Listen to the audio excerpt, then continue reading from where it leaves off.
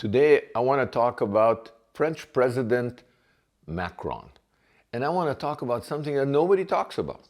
Everybody's talking about the fact that he is running ahead of every parade and wanting to recognize a Palestinian state in September, a state that doesn't exist. A Palestinian state doesn't exist. He's running ahead of everybody. Everybody's condemning him. America, Germany, England said, what are you doing? You're rewarding Hamas for the atrocities they did on October 7th, 23, when they came across the border and started this Israeli-Gaza war. What are you doing? Everybody's addressing it politically. What they're not addressing it is psychologically. Macron is a victim of child sexual abuse, and that explains everything. Simcha's sessions, out-of-the-box insights into history, religion, and politics. French President Macron has made headlines again, this time by recognizing a Palestinian state that doesn't exist. In September, he's going to recognize at the UN, he says, the Palestinian state that doesn't exist. He wants to reward Hamas for initiating that war, that terrible war that started on October 7th, 2023 with Israel. For some kind of moral reasons, he wants to be the first to identify with Hamas and recognize a Palestinian state that they're not even asking for. Is this for high ethical reasons? No. What nobody is saying is that it's because he is a child victim of sexual abuse. He was abused sexually by his teacher when he was 14 years old. His teacher's name is Brigitte. She's his wife, and she's the first lady of France. They met at a private Jesuit school that Macron's parents sent him to get a good education. Instead, what he got is sexual abuse. He was 14. He was in her class. She was 39. Brigitte was 39 years old, and his drama teacher, she was married with 3 children, one older than Macron, one younger than Macron, and one in his class. When she started a sexual relationship with him, by her own admission, she says they held off consummating until he was 15. Why? Because at the time, the age of consent in France was backward that way, was 15. The age of consent was 15 then. Today, she would be considered in France, as she would have been considered in the rest of the world then, in 1991, 1992, a statutory rapist, a rapist. She would have been sent to jail anywhere else in the world. Today, if she did this in France, she would face 10 to 30 years in jail, because it's one thing to be an abuser. It's still even a worse crime to be an abuser who is in a position of authority, clergy, parent, teacher. This is the First Lady of France. He is a victim of child sexual abuse. He married his abuser. That's not unusual. It's well documented. It happened in the United States, an infamous case where a woman got pregnant by, she was a teacher, he's her student, she got pregnant by her student who was like 12, 13 years old. She went to jail. She came out, he married her. They had another kid. This happens over and over again, that the victim of child abuse, of sexual abuse, identifies as a way of dealing with the trauma with the abuser.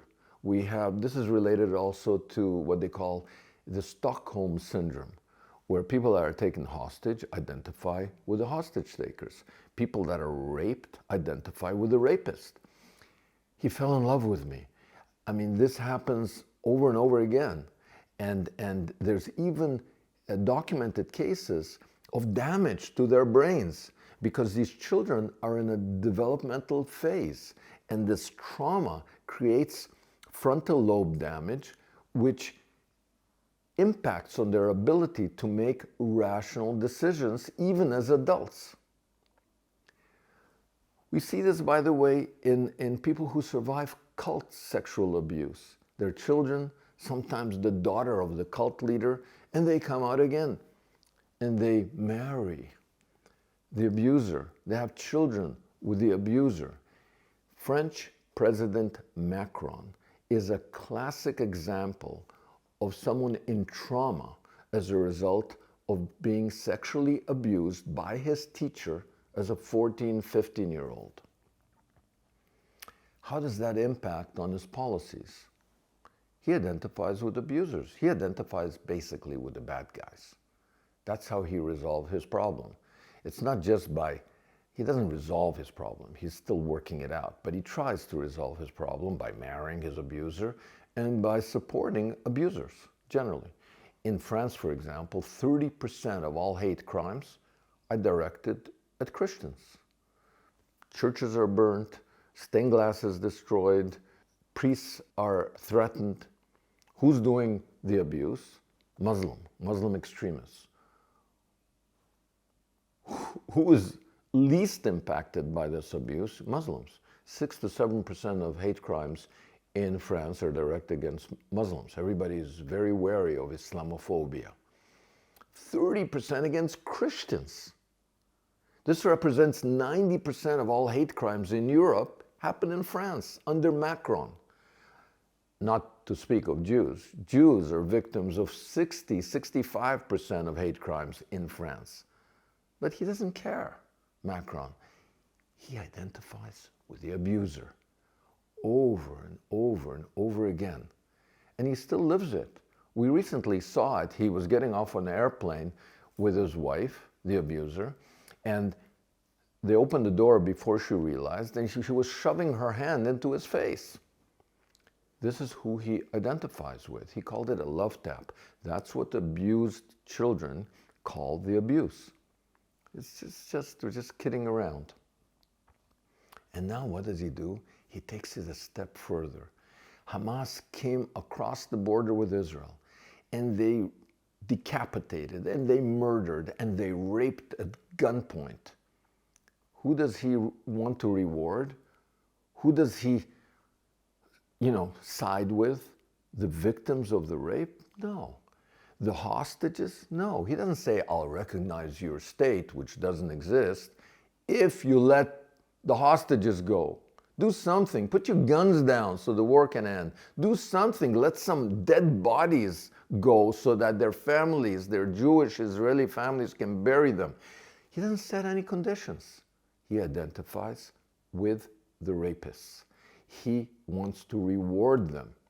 So people rightly are attacking his politics, but people aren't talking about his psychological state as a victim of child sexual abuse. He should be condemned politically, but psychologically, he should be helped. Hopefully now, this issue will be covered, now that I put it on YouTube. And if you like this out-of-the-box analysis, don't forget to subscribe, like, and share.